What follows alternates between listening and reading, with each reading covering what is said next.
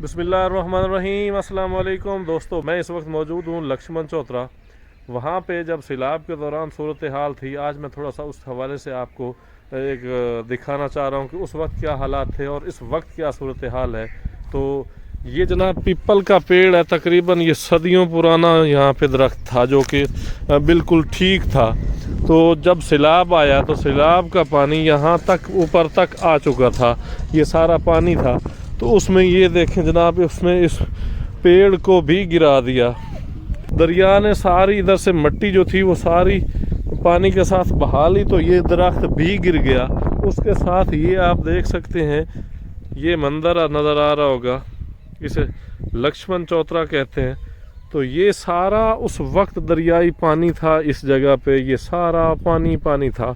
और कहते हैं कि दरिया अपनी जगह बदलता रहता है, लेकिन यहाँ आप देख सकते हैं कि दरिया सदियों से एक ही जगह पे बह रहा है। उसकी निशानी ये पीपल का दरख्त देख लें, ये बहुत पुराना दरख्त है और ये कई दहाइयों से, कई सदियों से ये यहीं पे आबाद था। अब आके जब दरिया ने इस तरफ पानी का बहाव आया तेज़, ये एक किस्म का इधर से भी बहाव तेज़ हो गया था। ये गहराई थी, ये बूटे थे, कभी इधर पानी आया ही नहीं।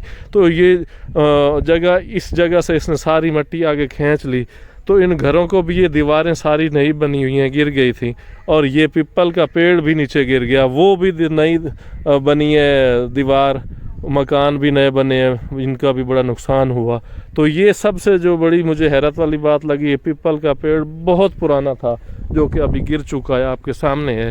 तो जब ये हिंदू यहाँ पे आते थे ना, इस जगह को बैसाखी कहते हैं, उसकी भी एक अलग तारीख है। तो यहाँ मेला लगता था उनका, जो हिंदू लोग यहाँ शॉपिंग करते, यहाँ पूरे बाज़ार थे, मार्केट्स थी।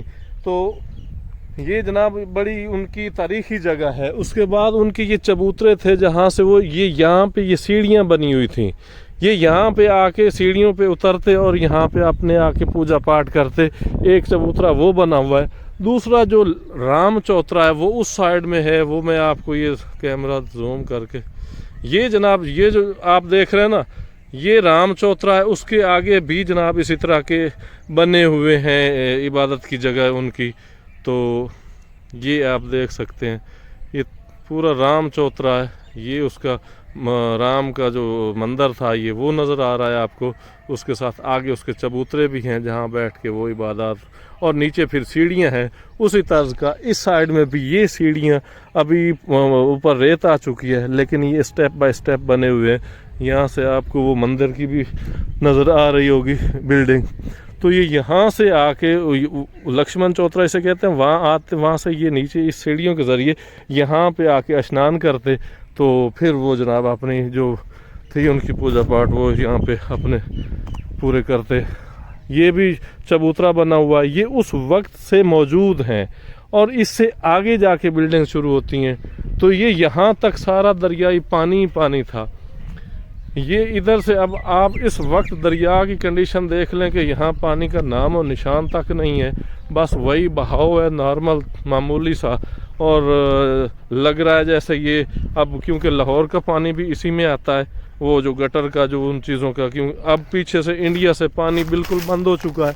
यहाँ पे अब पानी जो आ रहा है वो बराए नाम पानी है। अब इसको दरिया का नाम दे सकते हैं, अदरवाइज़ इसमें पानी बिल्कुल नहीं है।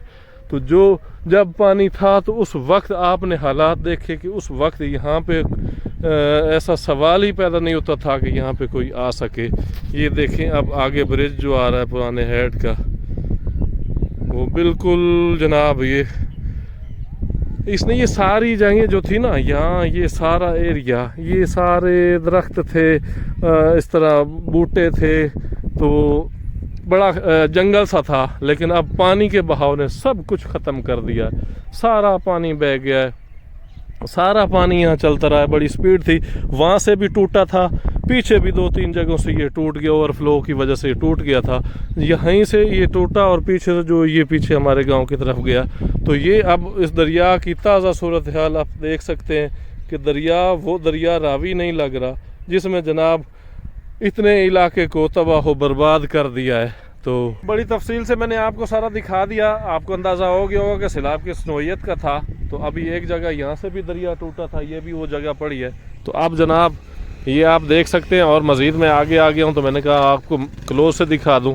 तो अब यहाँ पे जो लोग ज़्यादा फ़ायदा ले रहे हैं वो फ़िश फार्मिंग वाले हैं, फ़िश वाले हैं जो मछलियाँ पकड़ रहे हैं, और वो लोग हैं जो रेत वगैरह उठा रहे हैं। तो अब वो दरिया ने दरिया ने जो रेत यहाँ से नहीं मिल रही थी, वो अब काफ़ी हद तक रेत यहाँ से मिलना शुरू हो गई है। तो जनाब ये सारा दरियाई बहाव था, यहाँ पे बड़ा तेज़ पानी चल रहा होता था, लेकिन अब यहाँ पे सूखे हुए काने हैं और कुछ नहीं है, अब ये रेत के टीले पड़े हैं। तो काफ़ी हद तक जो है ना, काफ़ी नहीं बिल्कुल ही दरिया पीछे हट गया है, अपनी पुरानी रूटीन में आ गया है। तो लेकिन ये ट्यूब वेल वालों का मुझे अफसोस है जो अभी तक उन बेचारों ने इसको एक्टिवेशन नहीं की और ना इसे चलाने की कोशिश की है, क्योंकि अब इसमें रेत ही इतनी आ चुकी है कि ये इसको अब यहाँ काश्तकारी का कोई चांस ही नहीं रहा कि जो अगर यहाँ पे काश्तकारी की जाए, ये जिस वजह से इस ट्यूब वेल को एक्टिव किया जाए, तो सिवाय ख़र्चे के और कुछ नहीं है। इसलिए ज़मींदारों ने भी इसे हाथ नहीं लगाया। तो देख लें जी, पानी की रूटीन अब यहाँ दरिया की बिल्कुल पानी ना होने के बराबर है। इसी के साथ जनाब मैंने आपको लक्ष्मण चौथरा और राम चौथरा के हवाले से भी मैंने डिटेल वीडियो बना रखी हैं। तो वहाँ आप मेरे चैनल पे अगर पीछे जाएं तो उसमें आप देख सकते हैं कि इनकी क्या हिस्ट्री है और पीछे सीताकुंड की क्या हिस्ट्री है। तो यहाँ पे जनाब हम अब करते हैं अपने व्लॉग का एंड। देखते रहिए मेरा यूट्यूब चैनल। जज़ाकल्लाह। मिलते हैं एक और व्लॉग्स में, मिलते हैं एक और व्लॉग में। जज़ाकल्लाह। अल्लाह हाफ़िज़।